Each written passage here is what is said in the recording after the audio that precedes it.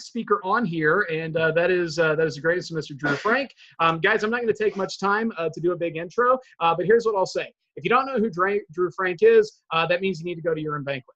Okay. But other than that, this guy has almost 19 silver cups, or I'm sorry, almost 20 silver cups. I forget the exact number. I posted a photo in our group me of his office, and it's ridiculous.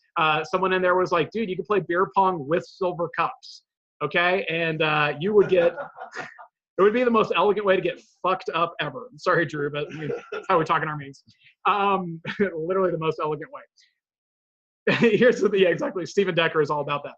So here's what I'll tell you guys is this. I reached out to Drew a couple months ago, and I asked him if he would be willing to speak on our meetings. And he had a very reasonable response of, what do I really have to offer? You know, I mean, he certainly was willing, but I think if anything, he was more curious. And the thing that I responded with was that, you know, Drew has had so many personal bests, and he's won so many silver cups, and you almost get to a point where it feels inevitable. It feels like you've been number one in the division for so many years. You can almost count on being number one again. It feels like we've been the number one events team for so many years. You can almost count on being number one again. It feels like you sold 100 grand this year, or you won your Rolex. So of course you're just going to do it again. But I think all of us know that if you don't apply the same level of effort and diligence that you applied to first reach those goals, it's very easy to start to take them for granted. We start to forget how hard we work to actually get there. We just assume we'll see that same kind of increase. And so a lot of us, you know, we lose that spark. Those initial goals were set in this moment of inspiration and passion. And then once you've hit it, you almost plateau, you know, and you're not really sure sometimes what it is that draws you and pushes you forward. The real champions in the business, and this is a topic that Curtis and Josh Muller and Jason and a lot of people can speak to, but honestly, even with them, no one has done it with the consistency that Drew has. A lot of them, to avoid that plateau, have started in pursuing other avenues, whether it's like coaching or mentoring or other businesses. You know, Drew is one of those unique people that said, hey, I found an opportunity here in Vector that allows me to live this lifestyle, and he's just continued to drive. And you know, for how long he does that, I don't know how long we'll all be blessed to have him here as a company, but the reality is he's been able to continue finding his nut in new and better ways here. And that's the reason why I wanted him to speak. And so without taking any more of his time, to really just talk about how he has kept that perpetual motivation or energy and engagement, let's give it up to Mr. Drew Frank. Oh man, excellent. Your show team meetings look like our show team meeting. Casual lounging couches and usually in living rooms and houses. So I feel at home. Thank you, Brian, for having me on. It looks like we've got Rob Carlton, and I'm assuming I'm not sure who Wonder Woman is yet. That is Wonder Woman is Marissa Mayer. In here we've got Chelsea Banks, we have Roger Rodriguez, Matt Foss, Brett Lancaster, we got Calvin Lopez, Stephen Decker, John Carpenter, Miriam Carter. We have a hell of a group here, Drew. Awesome. Well, yeah, we've got a Great Plains division on Zoom and everybody else in person. Well, thanks for having me. I don't want to take too much of your time during your meeting, but I also think that this is a really important conversation, a really impactful topic. So thank you for having me. And I think that I say this to my Fair and Show team often, but if we can turn the camera on so I can see at least people versus a wall, that'd be ideal. But I say this to my Fair and Show team quite a bit, is that and you know, obviously with Carp in the room, and I'm sure he tells you all the time, just the appreciation for for your coordinators. And Matt, you've had multiple coordinators, and I know Rob, Carlton, and Marissa, you guys have had different types of coordinators throughout the years and bounced around. What I am reminded of every day is the importance of the show team coordinator, and how none of us would have the opportunity that we have, myself included, as a DVM, if it weren't for the work that Curtis and Robert do with Rocky Mountain and what you guys do in your divisions. And Brian is, I would say, on the management side, division manager level, national manager, Brian Carter is one of the most respected individuals in the entire company, not just in the Southwest region. What he's able to do with running an office, developing people, being a phenomenal district manager, as well as the number one coordinator in the country. It's pretty impressive. So thank you, Brian, for having me on. As Brian said, awards and competition only goes so far for so long. And next week, it's a new week. Everybody starts at zero next week. Next month, everybody starts at zero. Next campaign, everyone's at zero. And especially next year, the day after year-end banquet, everyone's like, okay, well, what now? And the toughest thing about our business is that it always starts over. And that's, whether it's sales or sports, we just saw, we're going to have March Madness. It's going to be really exciting. And I'm a big Philadelphia Eagles fan. And that was really exciting watching them win the Super Bowl. But then, sorry, Brian, but immediately afterwards, it's over. And then what's left? And there's only a certain amount that past success and past awards and milestones can do for you, for your motivation or for your fulfillment. And after a while, those feelings are going to fade. They will also continue to fade when you do them more consistently. So how many, as Brian said, how many 100K years or 300K years or even 500K years can you have until that kind of fades away? How often can John Carpenter be the best looking person in all of Vector before that starts getting demotivating at a certain point? So it's important to realize that everything's going to start over and you're going to go in cycles. And if it's only about the awards, the recognition, the silver cups, and those things, then your level that you can get to, your plateau, will get there quicker. So I want to talk about the things that I've learned over the years, and this is going to be more conversational. I don't want this to feel like an SLC talk or an RDC talk. I want this to be more conversational. So if you have questions or thoughts or anything, feel free to interrupt. That is totally fine with me. So basically, all extrinsic motivation, all outside motivation, which is basically stuff, eventually will have less of an impact. Just like drugs, right? If you're on a certain medication, eventually you're going to have to increase the dosage, whether it's a legal or illegal drug. That's going to fade as well. So it's extrinsic motivators. The problem is you need more and more and more of that to feel satisfied. Otherwise, you're going to keep on chasing this imaginary, intangible dream, which is, I need more stuff to feel fulfilled, right? I need another vacation. I need another trip. I need another $1 million in my bank account, or another comma, or a nicer car, right? Those things are eventually, it's never going to end. And people used to tell me that when I was in my early 20s, and I started seeing success as a district manager. And then I started to get to the point where whatever I want, I can have. I can buy whatever I want. I can go on whatever vacation I want. But the reality is my lifestyle hasn't really changed from my early 20s to my early 30s because I didn't really need that stuff. I thought I needed that stuff, and it took me a while to figure out, what do I actually need? What do I actually want? And it's very rarely, my fulfillment very rarely comes from looking at my commission statement at the end of the week. And that's why, you see John, he's one of the happiest people that I know. But he never talks about money. He never talks about income. He never talks about those things. He talks about family. He talks about quality time. He talks about people, because he's realized what really matters in his business and what's going to get him to continue getting to that next level. The awards, the recognition, the income, the foundation, the financial security, that's all a byproduct of, living your life and running your business the way you should, for the right reasons. Now, I know that's all cliche, right?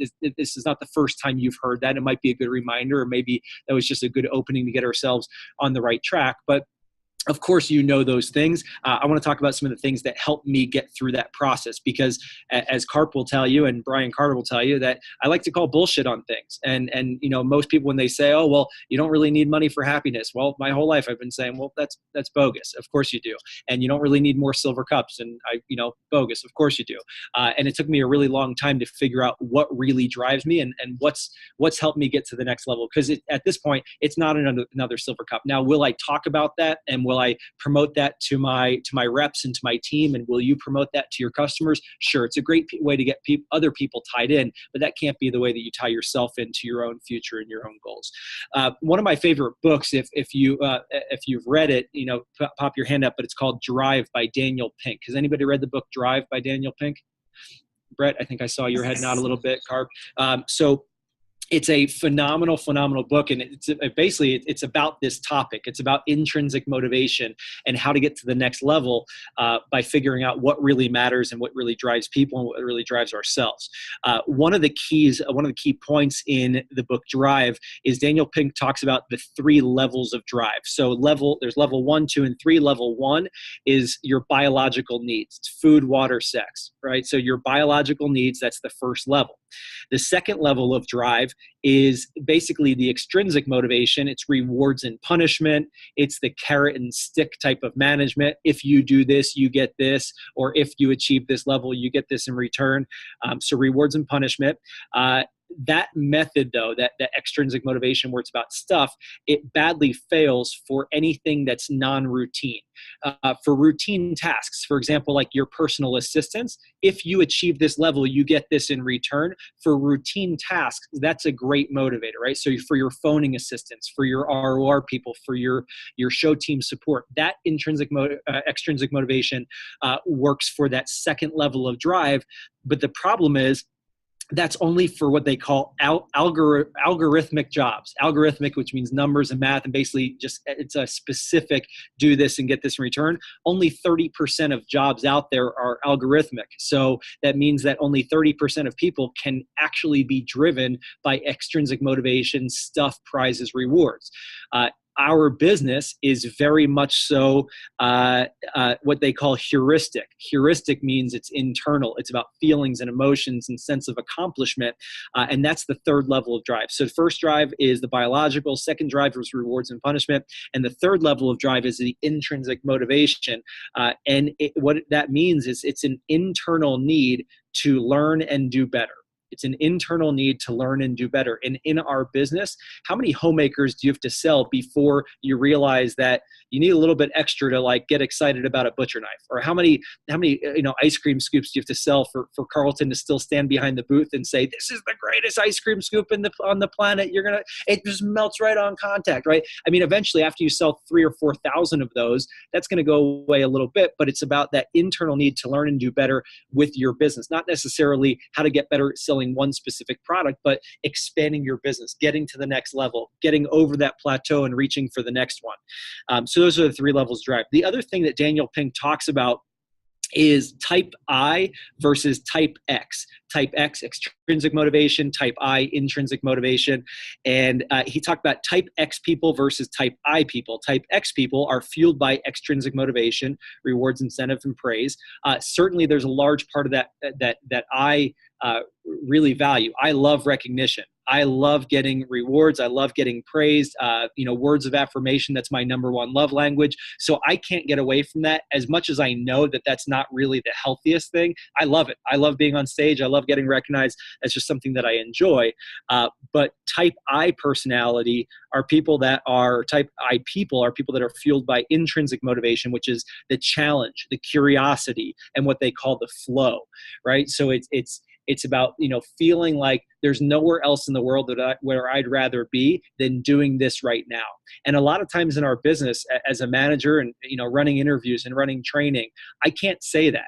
I can't say there's nowhere else that I'd rather be when I run every part of my business. Same thing with you guys. If you're doing service calls or events, there's certain parts of your business that you love more than others, certain part that feels like you're just going through the motions, and certain parts that are completely 100% motivating, and they stimulate you, they make you curious, they challenge you to think bigger. It's basically the inherent satisfaction of the activity. Are you inherently satisfied with that activity? Type I behavior, people that are like us are made. They're not born. People aren't born to be naturally motivated and naturally fueled by curiosity and challenge. So we're all a product of vector. They also say, Daniel Pink says that type I people always outperform type X's no matter what. 100% of the time, type X people type I, intrinsically motivated people, will always outperform the X's. It doesn't mean that type I's don't ignore, it doesn't mean that they ignore money and motivation and recognition. It just means that that's not what's going to drive them and get them to that next level. The other thing that's really important here is that this behavior, this intrinsically motivated behavior, and I'm going to get into some more sexy stuff in a few minutes here, that is a renewable resource. And that's what I tell my district managers all the time. I tell Curtis and Robert and our show team all the time, is that when you're learning and you're growing and you're inspired by what you do, and you're always challenging yourself to think bigger and to get to that next level, it's a renewable resource that will never run out. Just like I tell my district managers on PDI, if you take 10 PDI calls in a row for homemakers, I guarantee you're not going to be tired. But if you take 10 no sale calls in a row, you're probably going to be tired of PDI. It's the same thing with our, with the CSP business and the show team business, is you've got to find ways to keep you challenged. You've got to find ways to keep you motivated. And that's not necessarily just a bigger sales goal. So if Carlton says, well, I sold, 300 last year, I'm going for 500 this year. I don't know what your numbers are, Carlton, but you say, okay, I'm going to go from 300 to 500. That in itself is not enough. You cannot just say, I want to go after a bigger number, because that's not motivating. All that does is bring more extrinsic motivation potential. It's more money. It's more, trophies. It's more recognition. It's higher on the standings. Maybe it's a better qualification for company trip. It allows you to do, more things with your money financially. But that can't be it. Just, I want to grow my sales. What you want to do with that increase, that could be, and we'll get into that in just a few minutes. And the last thing that Daniel Pink says in the book Drive that I took away from it is the 3 elements to motivation. He talks about the 3 elements to motivation. The first element of motivation is mastery. So to motivate ourselves, and this is all about the intrinsic motivation, is mastery. That's the first one. The second one is autonomy. And the third one is purpose. So he talks about the 3 elements of motivation: mastery, autonomy, and purpose. So when he talks about mastery, he talks about getting into the flow. It's like when John Carpenter is giving a talk at a conference, he's always in the flow, right? He's humorous, he is engaging, he can connect, but because he's been giving talks at conferences, for 25, 30 years. So maybe more than that, or maybe less, I should say. But he's been giving talks for that long, and he just gets in the flow. When I run training, I'm in the flow. When Curtis J. Hughes is behind the booth, he's in the flow. When Josh Moeller is doing anything, he's in the flow, right? Because they've been doing it for so long. Right. And when you do it for so long and you can get into that flow, that's where the magic happens. And that's when, it doesn't feel like work, never feels draining. He talks about the flow being the space between anxiety and boredom. And I thought this was really interesting for CSPs, because that's a very fine line. So he says it's the space between anxiety and boredom is mastery. So when you're at the point, let's say it's your booth approach, and you feel confident enough with your booth approach where you're not anxious about it and nervous about the delivery, but at the same time, you're not bored by it. But if you're doing your booth approach, and in the back of your mind, when you're talking to a new customer, and in the back of your mind, you're thinking about something else, that means you're bored. If you're doing the booth approach and you're trying to make sure that every word sounds perfectly, and you're trying to make sure that you don't screw up Josh and Brian's scripts, that's anxiety. So how do you get to that point between boredom and anxiety? That's where you have flow. If you're feeling either one of those 2 extremes, the anxiousness or the boredom of that task, well, that means that we've got to level out. Otherwise, it's not going to be a motivating activity. Mastery is when your goals are crystal clear, when you're so deeply engaged that time, place, and self melt away. So if you're in a position, if you're doing a service event, or you're in a service call with a customer, would you rather be somewhere else? Well, that's a problem. Right. So it's being in the flow is having that mastery. The second element of motivation, as he says, is autonomy. The ability to decide and control your work and your results. And there's no better position, no better job and career than a vector CSP or a vector manager to have the control of your work and your results. And the third one is purpose, and certainly doing things for a bigger reason than just selling knives, a bigger reason than ridding the world of wooden handle knives, right? Those can't be the reasons, or just getting to a certain level. So having a specific purpose. All right, so I want to talk about the things that I've learned over the past 15 years in Vector, and just in life in general, that have helped me just always want to get to that next level, and realize that whatever I've done in the past is just a foundation for what I'm going to do in the future. The first thing that I wrote down is, and some of them are just questions, some of them are more just thought-provoking, and others are specific strategies. The first thing I wrote down was, what are the emotions that you want to feel? What are the emotions that you want to feel?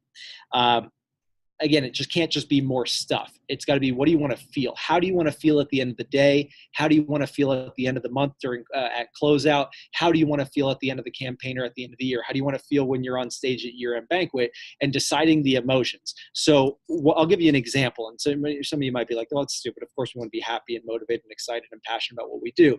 I'll give you an example. And this is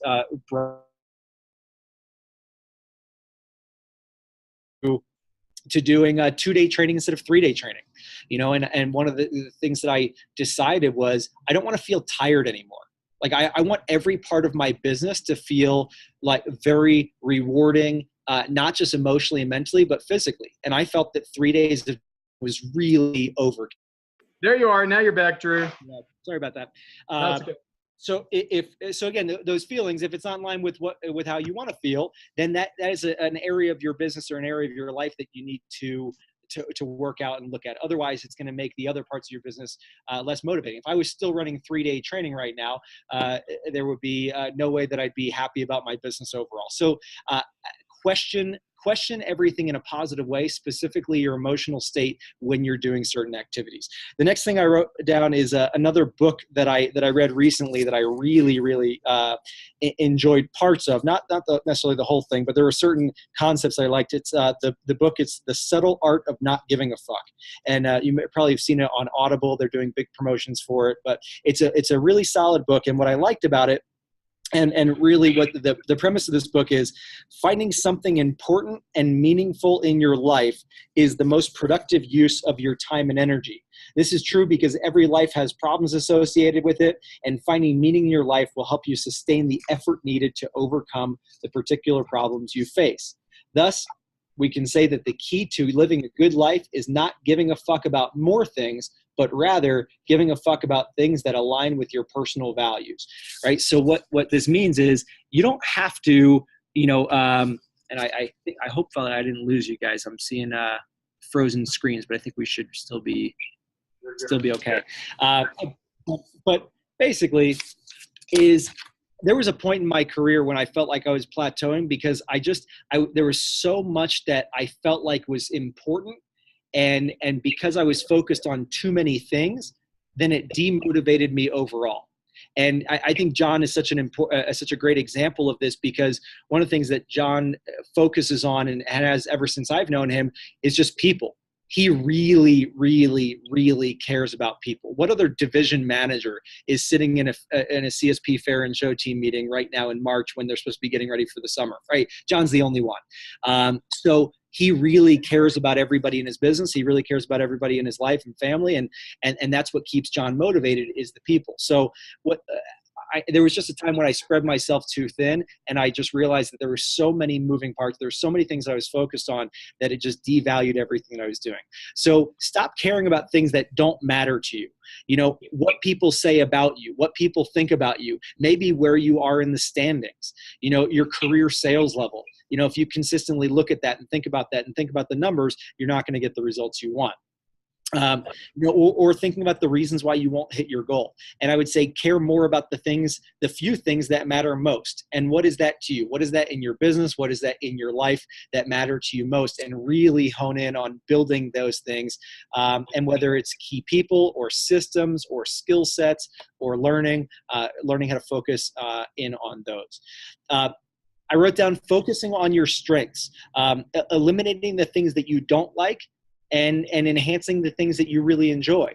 Your business should not be a carbon copy of somebody else's. We see, CSPs really breaking new ground with different programs and different ideas and different philosophies, and it makes them get to that level, it helps them get to that next level. I guess what I'm saying is you've got to enjoy every bit of your work.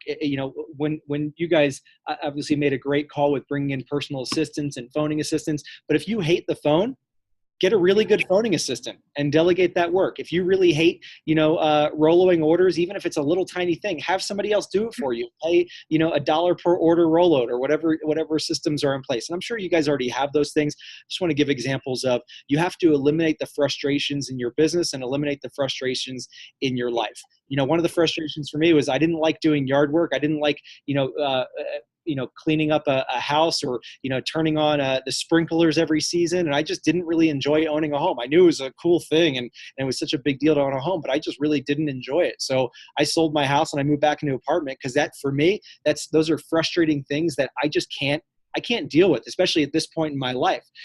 So don't be a carbon copy of somebody else's business, and don't make your life a carbon copy of somebody else's. Enhance the things that are important to you. For me, it's Ironman competitions. It's triathlons. I was on the bike at 6 a.m. this morning and rode 50 miles. And then I started my day. And today there's nothing bad that can happen in this day, because I already did my bike. I already feel great. I see Brett nodding, because, he's ran a half marathon in Dallas a few months ago, and I'm sure he's training for another one and thinking about triathlons. But fill your life with things that are motivating to you personally. It makes your business that much better too.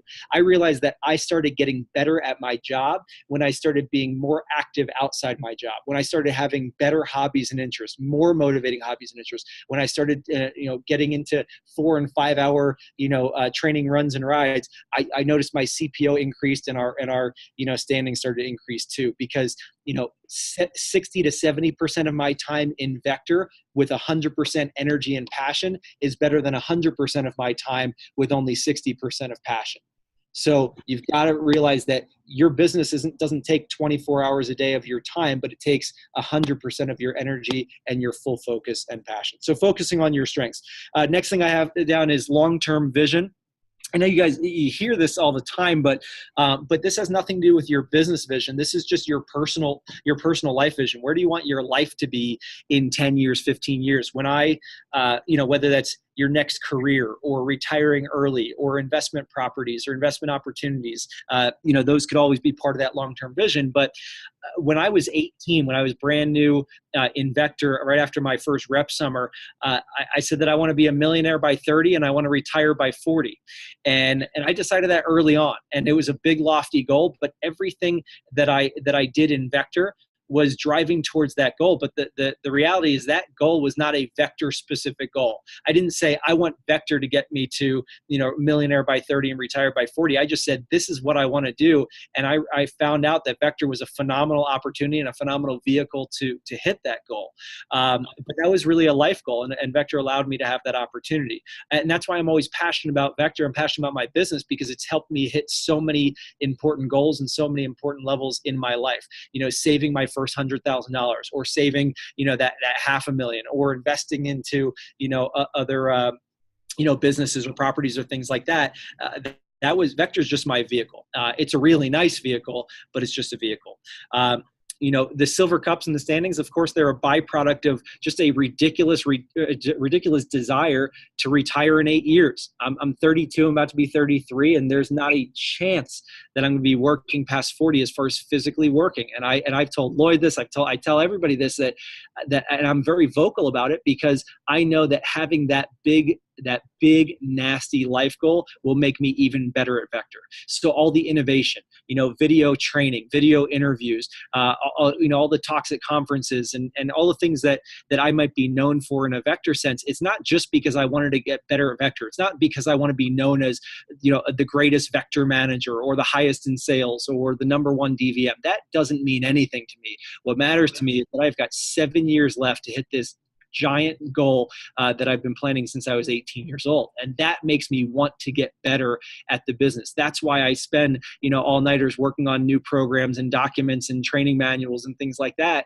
It's not about, do I want to improve the business necessarily? I want to improve my, my launch towards my future goals. One of the things that my college roommate told me freshman year, one day when I didn't want to go to the gym, I was going to bail out because I was a little hungover, and he said, everything you do in life gets you closer or further from your goal. And I learned that when I was 18, freshman year of college, the first year, actually probably one of the first times I was hungover in college. He said, everything you do in life gets you closer or further away from your goal. And there is absolutely nothing that doesn't fall into that phrase, into that philosophy. Everything we do, whether it's personal or professional, it gets you closer or further away. And that's just always constantly on my mind is, am I getting closer or am I getting further away? Next I wrote down was a financial understanding.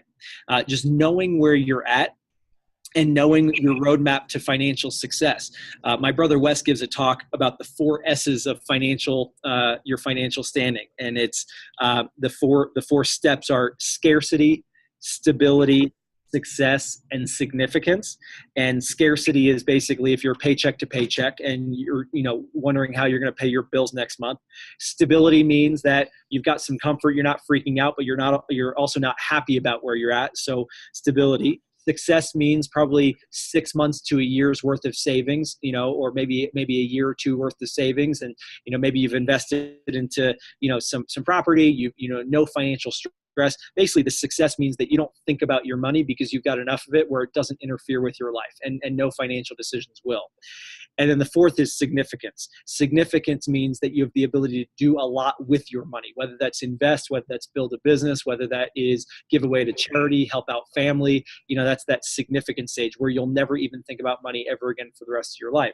So you've got scarcity, stability, success, and significance. And one of the things that helped me and helps my managers and a lot of my CSPs in Rocky Mountain Division is the step-by-step milestones of knowing when you're going to get to that level. So if you're in scarcity mode right now and you're having a little bit of a struggle, with your finances, how quickly, or what's that deadline of when you can get to stability? And then from stability to success, if you're stable with paying your bills, but you don't have a whole lot of savings, how quickly can you get to 6 months worth of savings? And this was an exercise I did with Charlie Boyd about 2 years ago. And Charlie was basically on the verge of leaving the business because he couldn't pay his bills. And we went through these 4 steps, and he gave himself these deadlines and these milestones.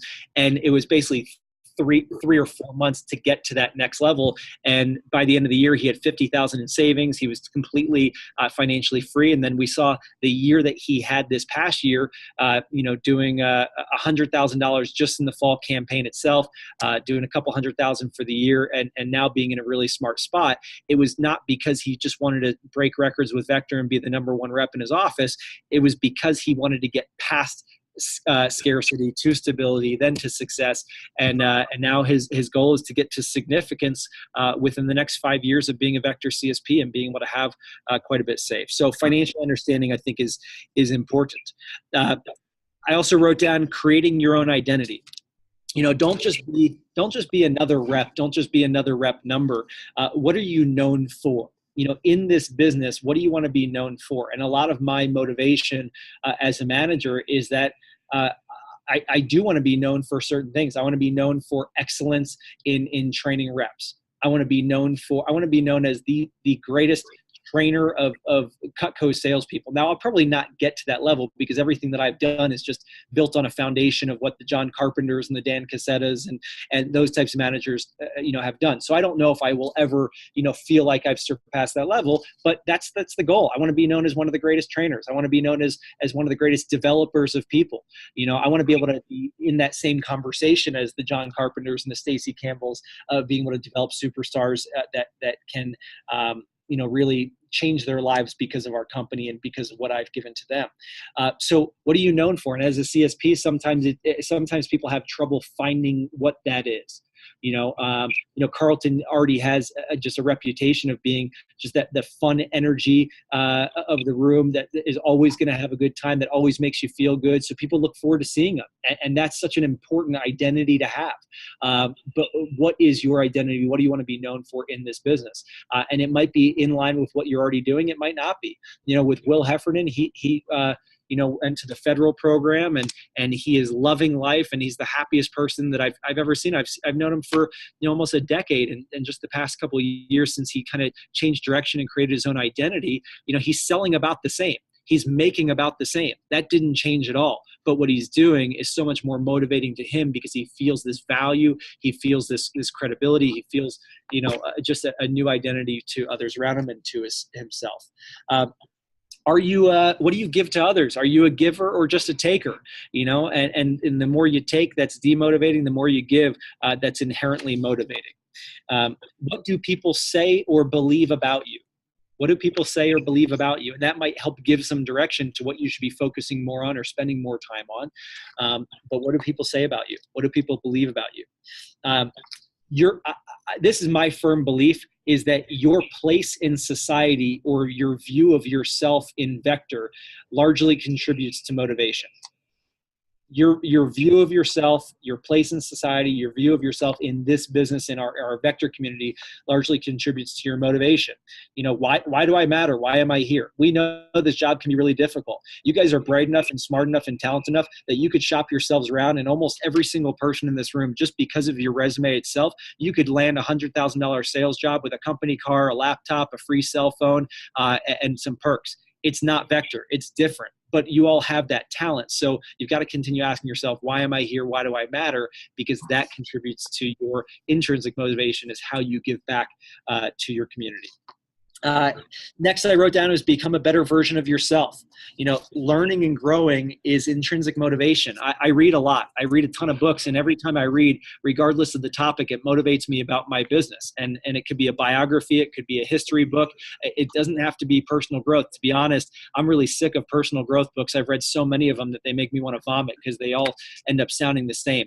But reading in general, biographies and learning about other people, the History Channel, anything like that, just learning and growing and expanding your mind. It's the exercise of your mind expanding will expand your business naturally. So if you're not a personal growth person, if you don't like the Tony Robbins events or the books, or kind of the cliche, power of positive thinking type stuff, I'm sick of it. I'm sure John will tell you that he's read enough books that he doesn't probably want to, open up another one for a while. But but learning and growing and expanding your brain in some way. It doesn't have to be vector. If you're into science, learn about science. If you're into, history, learn about history. But just getting your brain working on a consistent basis will make your brain think more critically and creatively about your business as well.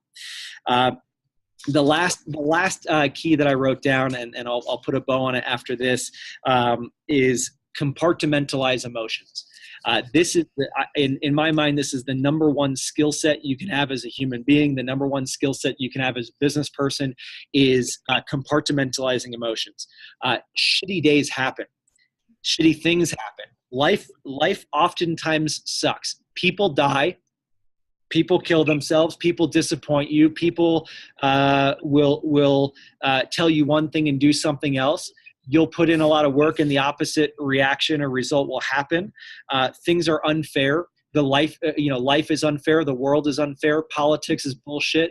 Government is bullshit. Or all these things that we think about, right? And whether you believe that or not, it doesn't matter, right? But all of these things, and realize that people are just people, right? And in relationships, or if it's a business decision, or you get, pulled over by a cop or whatever, there are a million things that can happen that could ruin your day and could really disappoint you. And it's usually the big stuff: a death in the family, a breakup. The breakups are the worst. Those are really set you off and make you feel pity for yourself.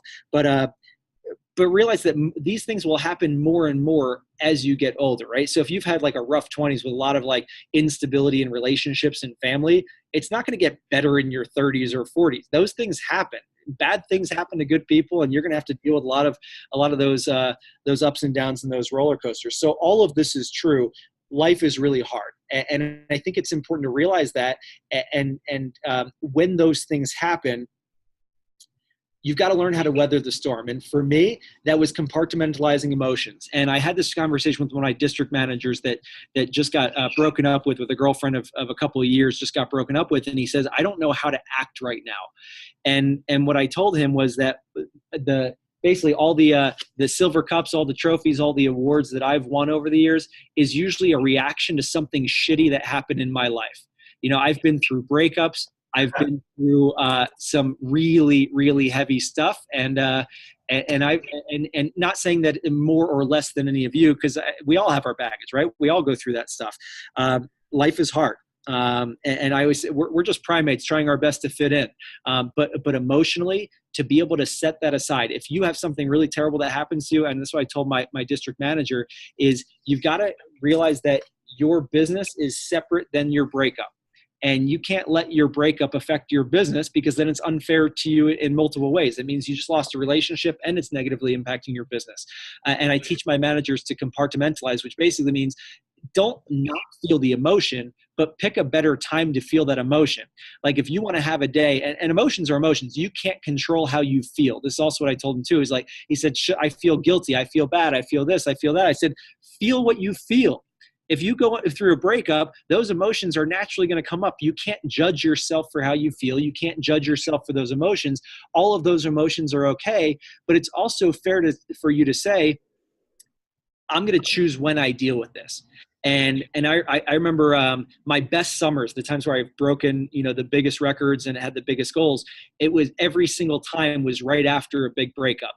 And it's where I just buried my head in the sand. And I just said, you know what? I'm not going to let this affect everything else.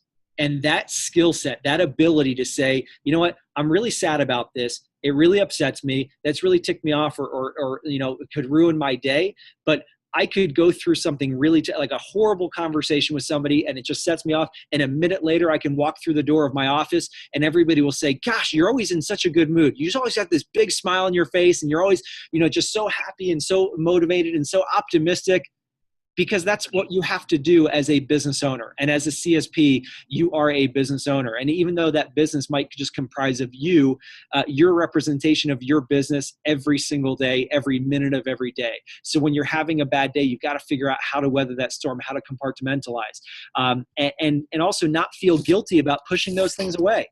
I told my DM, I said, listen, if you're running training and you're having the best day ever and you're so motivated and fired up about the people sitting in front of you, that's okay. You shouldn't feel guilty about that. And you shouldn't beat yourself up and say, well, I'm supposed to be sad right now. Or I just, went through this really difficult time. So I deserve a couple days to just curl up in a ball and eat ice cream and feel bad for myself. No, you don't deserve that. You don't deserve anything in life. You deserve to feel your emotions and deal with your emotions when the time is appropriate. But compartmentalizing and kind of protecting your business in that sense, I think, is an important skill set that I've come to learn the hard way over many, many, many years. I know that this was kind of all over the place. I know it was just a lot of random thoughts and ideas, and there wasn't specific, streamline to it. But when Brian asked me to talk about intrinsic motivation and what gets you to that next level, those were all the things that were on my mind and came up. I hope this wasn't a complete waste of your time. I hope there was even just one thing that you kind of heard and maybe it just sparked something that you said, you know what, that might be just a different lens to view this in, or a different way to think about it. I'm certainly open for any questions. I don't know what time frame you're on, Brian. We're probably over the limit, but I'm here if you're interested in doing a round of Q&A. But by the way, we let's take a quick minute. We'll if you're available, let's do it. Does anyone have a kind of question on the topic that they want to toss out? That was a lot of great stuff to digest. Okay, if you do, it's okay if you don't. Yeah, I got something. Cart? Hey, John, here. Yeah, slide over here so people can hear you. Yeah. JC's got something for you. Hey, so Drew, I know you went biking this morning, but what kind of regular schedule do you keep? Like, are you a big fan of rituals? Do you stay with that? Do you do something before you start the day? What's your normal schedule when you're in work mode? Yeah, it depends on the time of year. I like to wake up early. I feel so much better about getting an early start to the day, and just feeling productive.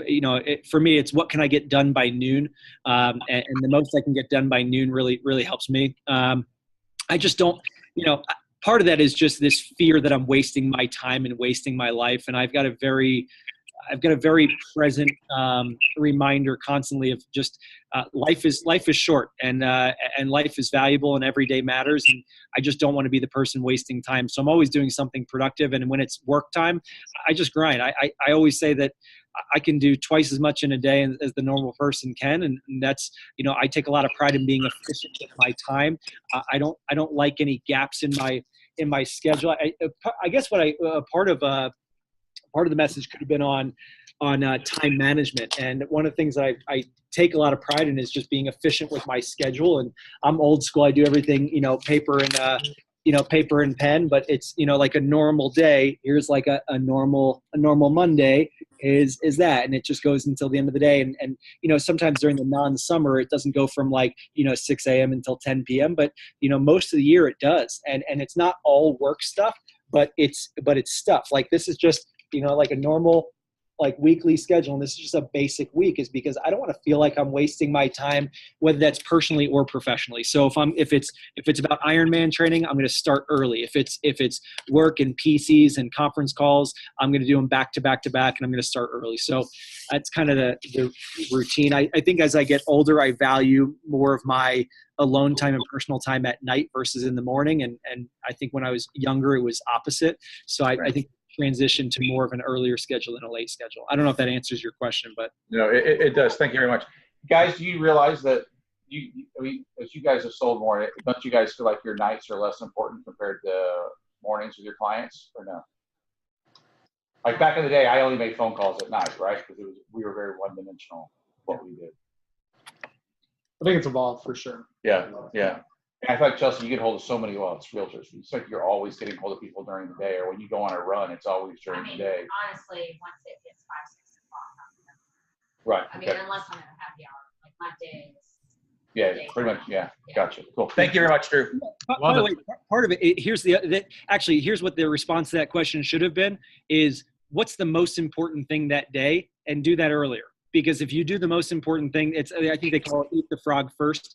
If you do the most important thing early in the day, the rest of the day is going to be awesome. So I like to do something in the beginning of the day that I know no matter what, I'm going to feel good about everything else that happens that day, even if those things go wrong.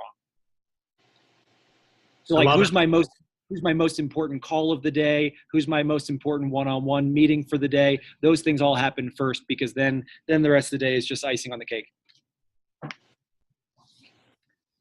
Well, I just had one other question myself, unless anyone else does. But you talked a lot about just compartmentalizing the importance of that. I guess my big question would just be this, kind of on that same idea, like what is your coping strategy? Like what is your coping mechanism when you just kind of realize you're in that place? I mean, it's one thing to kind of acknowledge it or help someone else through it, but for these guys, they may be paying $800 to be in a booth for a day, and 2 hours in, they just kind of realize, like, shit, my head's not where it needs to be. I'm not going to execute, and it can very quickly become this downward spiral if you're not careful.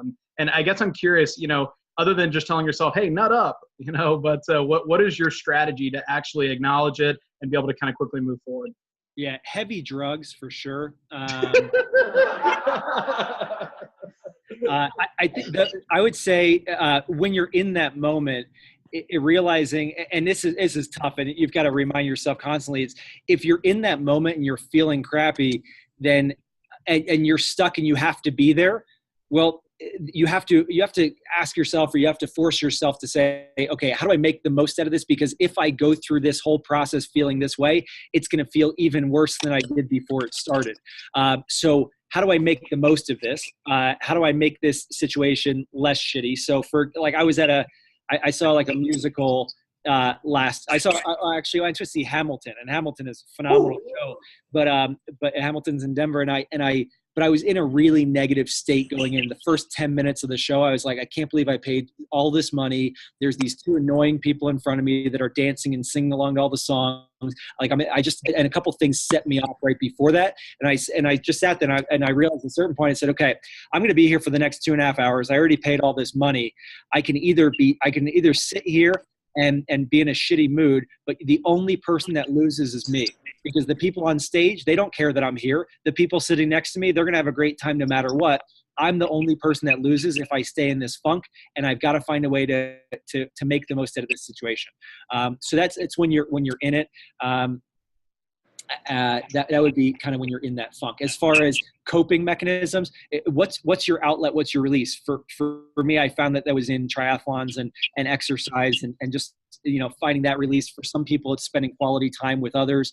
A good phone conversation with somebody who's in your inner circle that you can rely on.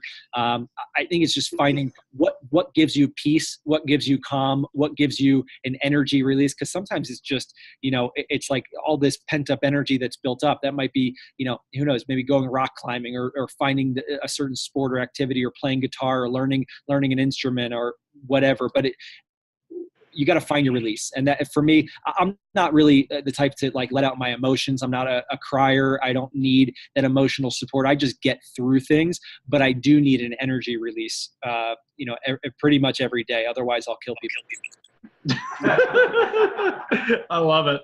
Well, guys, I think time-wise, I think we'll probably call it there. Drew, thank you so much. That was tremendous. We appreciate your time. I know your time is valuable, and Vector has this great community of giving, but it can also lead to this great sense of entitlement that you people deserve your time or they're owed your time just because you've had that success. And we're very knowledgeable about what we ask for people and the sacrifices they make to be a part of our team. And I just want to say your openness to share Curtis and Will Heffernan and not be a roadblock or an obstacle to them getting a chance to work with us at various times and share their knowledge and our genuine interest to give back.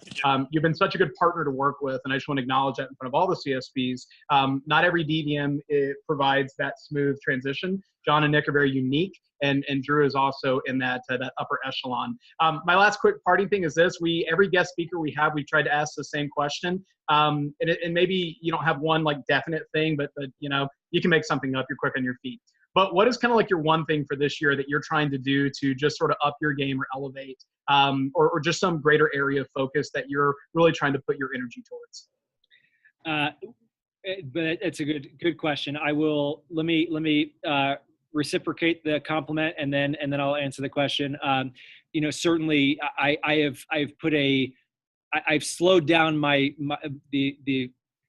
yes response to all types of requests, and anything from you or John or your organization, that's an easy yes, and I'll always be available for you guys. What you've done for Great Plains Division and with Marissa and Carlton and Rob and the whole team, and what you've done for Matlack and helping those guys feel comfortable. I could never pay you and John back enough for what you've done for Nick and for Great Plains, for these guys to feel part of the team. So I really appreciate that. This year it's about rebuilding my inner circle. And I think I've gotten away from that over the past few years, and it's recreating who's my group of people that I get value from, that I learn from, that I grow from. As you get better and better at the business, which you guys have all seen, is that you elevate your business, and there's only certain people that you could really find connecting with. The people that you used to connect with that were your inner circle maybe a year or two ago or many years ago might not be on the same level. So for me, it's about rebuilding the inner circle, finding the people who I always get energy from. The more time I spend with KB or Maz or Curtis or Robert, it's about spending more time with the people who fulfill me, and that's right in line with this intrinsic motivation. I know that I'm going to be better this year and next year and in the future when I spend more time with people that are important.